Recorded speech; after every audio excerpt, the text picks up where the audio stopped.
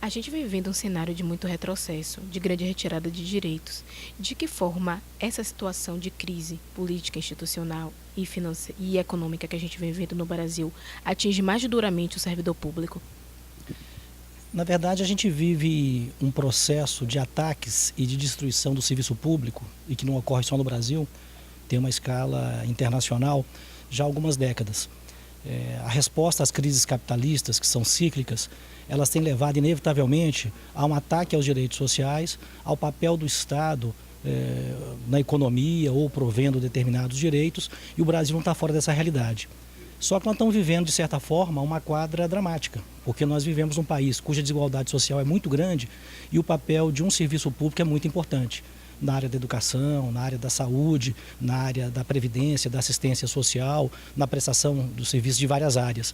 Então, de fato, é uma situação preocupante que exige das forças sociais que defendem um Estado mais atuante, que esteja a serviço das classes mais pobres, uma intervenção e uma postura nessa situação que nós estamos vivendo.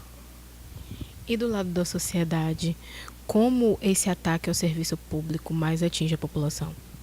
De diversas maneiras. Na verdade, justamente é a população mais pobre, aquela que mais sofre com as medidas que são tomadas. Vamos analisar a PEC que congelou por 20 anos os gastos públicos. A população mais pobre é que vai ser afetada mais diretamente, porque essa não tem como se socorrer, por exemplo, de um plano médico privado quando precisa do atendimento à saúde. Ela depende da escola pública, ela depende da prestação do Estado em várias áreas. Então, invariavelmente, é a população mais pobre aquela que mais paga. No entanto, o grau do ataque que está ocorrendo, ele começa a atingir também setores médios da sociedade, classe média assalariada e outros setores que começam a sentir que essa derrocada, ela desmonta não só o direito de uma parte da população, mas ela começa a desmontar um determinado modelo de Estado, que no Brasil mal nós começamos a arranhar com a Constituição de 1988 e que de maneira muito rápida começa a ser destruído. Por isso, acho que nós temos que buscar construir alianças sociais entre os trabalhadores, não só os trabalhadores do serviço público, os trabalhadores em geral, com a população que é afetada, mas ampliando isso para outros meios, para que a gente possa fazer da defesa de um serviço público de qualidade algo que a população possa tomar, possa se mobilizar, senão o risco do retrocesso de fato é muito grande. Você acredita que essas camadas médias da população, que estão começando a ser atingidas agora, estão começando a atentar para esse fato de que a crise e o retrocesso vai, em algum momento, atingir a todos? Em números oficiais, nós temos hoje no Brasil algo em torno de 14 milhões de pessoas desempregadas. E não são apenas trabalhadores de baixa renda.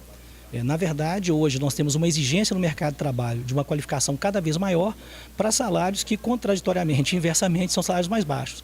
Então, eu acredito sim que do ponto de vista da classe trabalhadora assalariada, que tem um salário médio um pouco mais alto, servidores públicos aí incluídos, nós temos condição de forjar essa aliança. Agora, de outra parte, há uma pressão social muito grande no que diz respeito, inclusive, a criminalizar a pobreza no Brasil.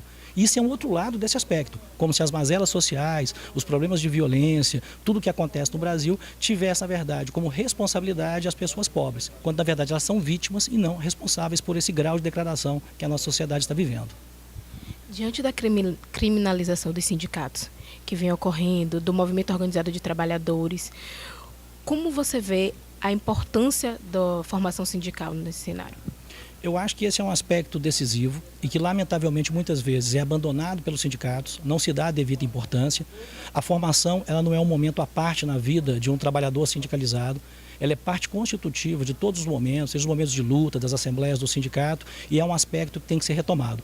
Logicamente, com uma prática sindical que seja democrática, que seja mobilizadora, que seja classista, que é o ingrediente fundamental para que os sindicatos, de maneira autodeterminada, possam novamente se inserir na cena política do país e fazer valer a diferença. Esse ano, por exemplo, nós tivemos um momento de unidade das centrais sindicais que possibilitou um dia de greve geral, de paralisação nacional no Brasil.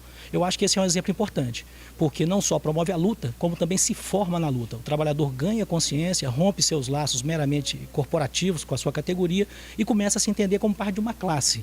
E esse é o aspecto mais importante da formação que um trabalhador deve ter, essa sua compreensão enquanto uma classe que tem interesses comuns e que deve lutar por eles.